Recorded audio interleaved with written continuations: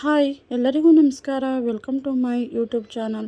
ಯಾರ್ಯಾರು ನನ್ನ ಯೂಟ್ಯೂಬ್ ಚಾನಲ್ನ ನೋಡ್ತಿದ್ದೀರಾ, ಒಂದು ಲೈಕ್ ಮಾಡಿ, ಶೇರ್ ಮಾಡಿ, ಸಬ್ಸ್ಕ್ರೈಬ್ ಮಾಡಿ, ಪ್ಲೀಸ್ ಸಪೋರ್ಟ್ ಮಾಡಿ.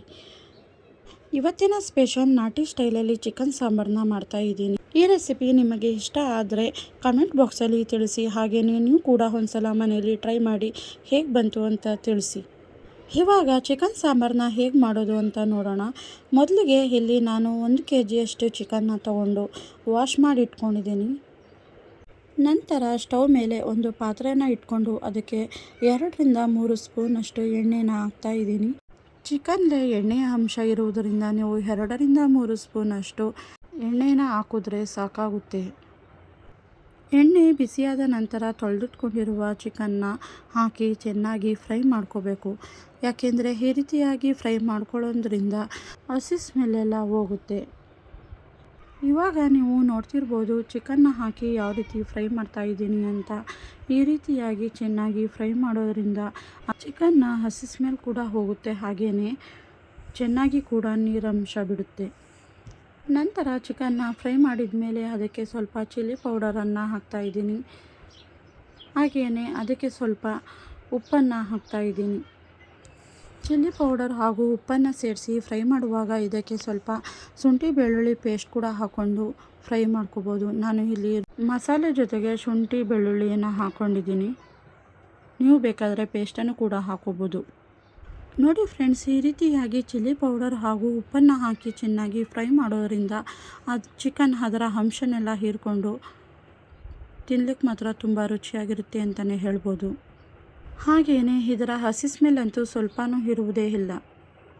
ಹಾಗೆಯೇ ಚಿಕನ್ ನೀರಿನಂಶ ಬಿಡೋವರೆಗೂ ಚೆನ್ನಾಗಿ ಬೇಯಿಸ್ಕೊಳ್ಳೋಣ. ಬೇಯೋವರೆಗೆ ಒಂದು ಮಸಾಲೆನ ರುಬ್ಕೊಂಡು ಬರೋಣ ಫ್ರೆಂಡ್ಸ್. ಮಸಾಲೆನ ರೆಡಿ ಮಾಡ್ಕೊಳ್ಳೋಕ್ಕೆ ನಾನು ಇಲ್ಲಿ ಒಂದು ಮಿಕ್ಸಿ ಜಾರನ್ನ ತಗೊಂಡು ಅದಕ್ಕೆ 2ರಿಂದ 3 ಈರುಳ್ಳಿನ ಕಟ್ ಮಾಡಿಕೊಂಡು ಹಸಿ ಈರುಳ್ಳಿನ ಹಾಕ್ತಾಯಿದ್ದೀನಿ. ನಂತರ ಇದಕ್ಕೆ 2ರಿಂದ 3 ಟೊಮೊಟೊ ಕೂಡ ಸಣ್ಣದಾಗಿ ಹಚ್ಕೊಂಡು ಹಾಕ್ಕೊಂಡಿದ್ದೀನಿ. ನಂತರ ಇದಕ್ಕೆ ಕೊತ್ತಂಬರಿ ಸೊಪ್ಪು 1 ಹಿಡಿಯಷ್ಟು, ಹಾಗೆಯೇ 1ರಿಂದ 2 ಸ್ಪೂನಷ್ಟು ಅರಿಶಿನ ಪುಡಿಯನ್ನು ಹಾಕಿ ಸ್ವಲ್ಪ ನೀರನ್ನು ಸೇರಿಸಿ ಚೆನ್ನಾಗಿ ರುಬ್ಕೋತಾ ಇದ್ದೀನಿ. ನೋಡಿ ಫ್ರೆಂಡ್ಸ್, ರುಬ್ಬಿದ ಮಿಶ್ರಣ ಈ ರೀತಿಯಲ್ಲಿರಬೇಕು. ಇವಾಗ ಮಸಾಲೆನ ರೆಡಿ ಮಾಡ್ಕೊಂಡಾಯಿತು. ನಂತರ ಚಿಕನ್ನ ನೋಡ್ಕೊಂಡು ಬರೋಣ.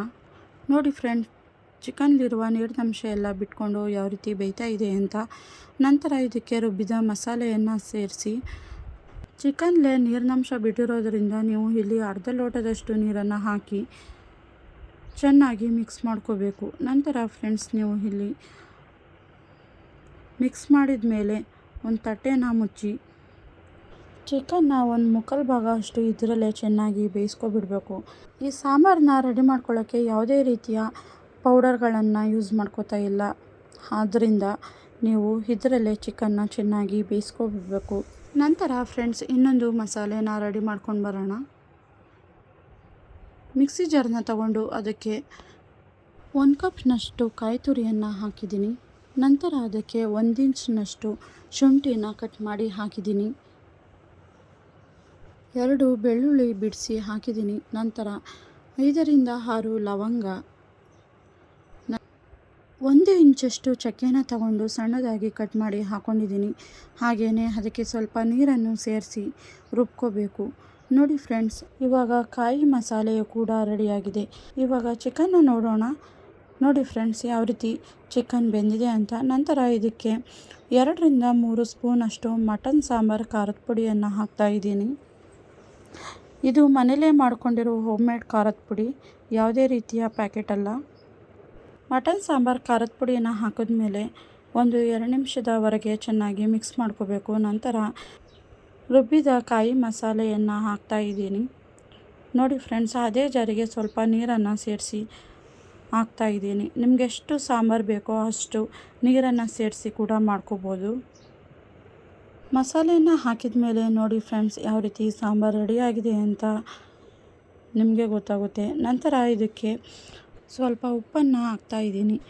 ಮೊದಲೇ ಚಿಕನ್ನ ಫ್ರೈ ಮಾಡುವಾಗ ಉಪ್ಪನ್ನು ಹಾಕಿ ಫ್ರೈ ಮಾಡಿರ್ತೀವಲ್ಲ, ಅದರಿಂದ ಸಾಂಬಾರನ್ನ ಉಪ್ಪು ಖಾರ ನೋಡಿಕೊಂಡು ಆನಂತರ ಸ್ವಲ್ಪ ಉಪ್ಪನ್ನು ಹಾಕ್ತಾಯಿದ್ದೀನಿ. ನೀವು ಕೂಡ ಹಾಕ್ಕೊಳ್ಳುವಾಗ ನೋಡಿಕೊಂಡು ಹಾಕ್ಕೊಳ್ಳಿ.